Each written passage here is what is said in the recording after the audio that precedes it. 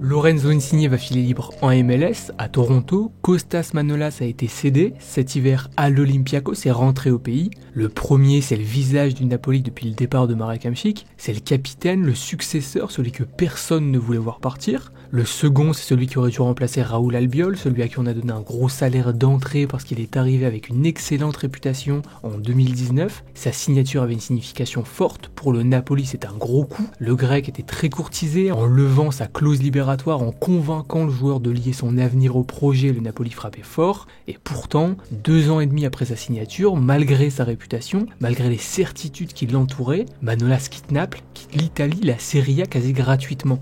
Beaucoup pourraient ne pas comprendre ce qui se passe au Napoli ces dernières semaines, pourtant le président, Aurelio De Laurentiis, nous avait déjà tout expliqué en janvier 2021. C'était en conférence de presse, il parlait de l'impact de la pandémie sur les finances de son club et nous disait que la grosse masse salariale de son équipe première était le plus gros problème du Napoli, que la priorité devait être de la réduire. Celle-ci avait atteint les 156 millions d'euros. Pour l'assumer, le club devait dépenser de l'argent qu'il n'avait pas, devait sortir des chiffres qu'il ne faisait pas rentrer, et ça ne pouvait plus durer. Comme le dit De Laurentiis, tu ne peux pas faire un film en Italie avec le budget d'un film américain. Le marché n'est pas assez rentable. En Italie, on ne touche pas assez.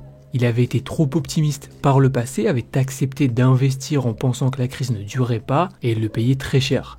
Quelques semaines après ces déclarations, après ces confessions, Calcio et Finanza a publié le classement des salaires du vestiaire napolitain pour la saison 2021-2022 et a estimé la masse salariale du club pour ses joueurs, pour son équipe première, à hauteur de 100 millions d'euros. L'article a été publié en octobre, 3-4 mois après la conférence de De Laurentiis, après le mercato estival, mais avant le départ de Manolas. En janvier, Manolas a donc quitté le club, le Napoli s'est séparé de son gros salaire, de ses 7 millions annuels. Ensuite, Toronto a officialisé la signature de Lorenzo Insigne, Mertens, Goulam et Ospina devraient eux aussi quitter le club gratuitement en fin de saison, ne pas prolonger, mais ce ne serait que le début. En se séparant d'eux, le club fera de grosses économies. Si on s'en tient aux chiffres de Calcio et Finanza, le club réduira sa masse salariale de 24 millions d'euros. Je ne compte pas Manolas dans la liste, mais ça ne suffira apparemment pas, ça ne s'arrêtera pas là, puisque l'objectif de De Laurentiis serait une réduction de 40 à 70 millions d'euros. Réduire drastiquement, sans faiblir, ce serait l'objectif fixé par De Laurentiis à Chris Giuntoli, son directeur sportif. Pour le moment, le Napoli ne faiblit pas, le club est 3ème de Serie A, à 4 points d'avance sur la Juve, seulement 3 de retard sur le leader, mais le vestiaire n'a pas encore vécu la coupure de 40 à 70 millions d'euros. Le plus gros salaire du vestiaire s'appelle Kalidou Koulibaly, il coûte 11 millions d'euros par an au club, il a longtemps été courtisé, le Napoli a toujours réussi à le garder, s'est toujours battu pour le conserver, mais s'il veut considérablement réduire sa masse salariale, ce ne serait pas illogique de voir le Sénégalais partir. Ce ne serait pas illogique, mais De Laurentiis aimerait ne pas en arriver là. Koulibaly serait le seul joueur pour qui le président serait prêt à faire un effort. C'est ce que révèle la presse. Koulibaly devra prolonger et certainement baisser son salaire s'il veut rester. C'est inévitable, mais le joueur aura toujours le plus gros salaire du vestiaire. Le club se fixe un salaire max par joueur pour respecter sa nouvelle politique. Koulibaly est le seul pour qui ce salaire max pourrait être dépassé. À voir si ça suffira pour le conserver.